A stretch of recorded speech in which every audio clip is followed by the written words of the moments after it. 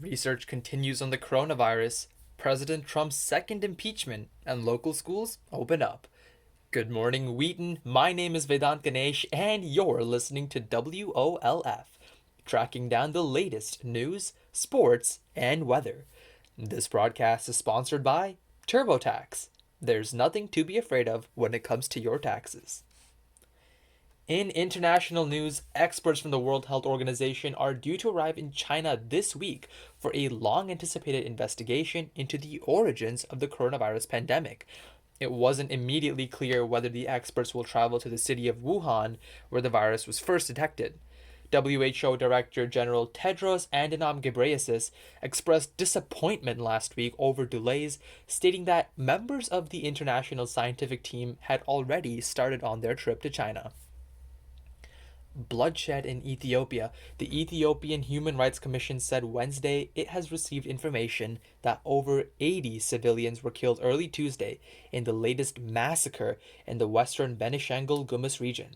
The Ethiopian Broadcasting Corporation reported that the killings occurred in the region's Mekelle zone. Ethnic violence poses a major challenge to Prime Minister Abiy Ahmed as he tries to promote national unity in a country with more than 80 ethnic groups. Closing in on the crisis on Capitol Hill, President Donald Trump has been impeached for a second time in a fast moving House vote just a week after a mob of supporters stormed the U.S. Capitol. Security was exceptionally tight Wednesday after the riot, in which 5 people were killed and dozens more injured. Big Tech, or Big Brother, the social media network Parler, was removed from the internet Monday over ties to last week's siege on the U.S. Capitol. Amazon kicked Parler off of its web hosting service, and Parler promptly sued back to get online. Apple and Google followed suit on Saturday and was later joined by Amazon Web Services. Critics, however, likened the removal of Parler to Big Brother from 1984, claiming that it violates the freedom of speech. Chicago schools open up. When the emergence of the novel coronavirus prompted a statewide school shutdown back in March, few Chicagoans thought that another 10 months would go by before their public schools would resume in person classes. And now, that day has arrived, at least for a fraction of the Chicago public school students whose families have chosen to send their children back. But with the virus in much wider circulation now than when school shut down, and Mayor Lori Lightfoot extending a stay-at-home advisory Sunday, many parents and teachers have indicated that they'd like the remote learning to continue. A surprising turn in Illinois politics, scandal-plagued Illinois House Speaker Michael Madigan announced Monday that he is suspending his bid for another term leading the chamber, but is not withdrawing from the race.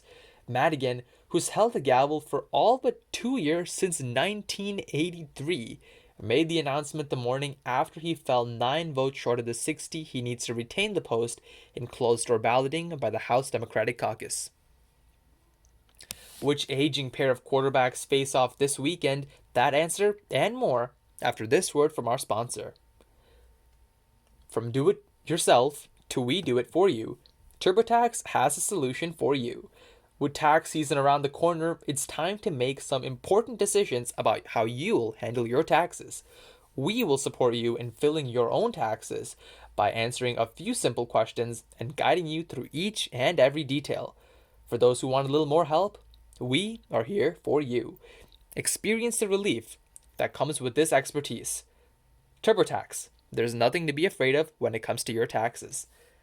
Heading over to the WOLF Sports Desk, the NFL has never seen a playoff matchup quite like the upcoming one between Tom Brady's Tampa Bay Buccaneers and Drew Brees' New Orleans Saints. A pair of quarterbacks in their 40s, still thriving on the playoff stage at an age where nearly every other great passer in NFL history was already enjoying retirement.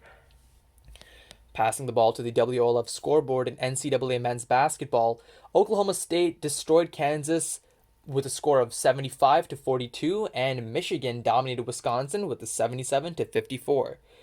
Turning our eyes to the sky, today is mostly cloudy with a high of 38 and a low of 30, and tomorrow, get those jackets out as it's going to rain and snow. I'm Vedant Ganesh, and you're listening to WOLF.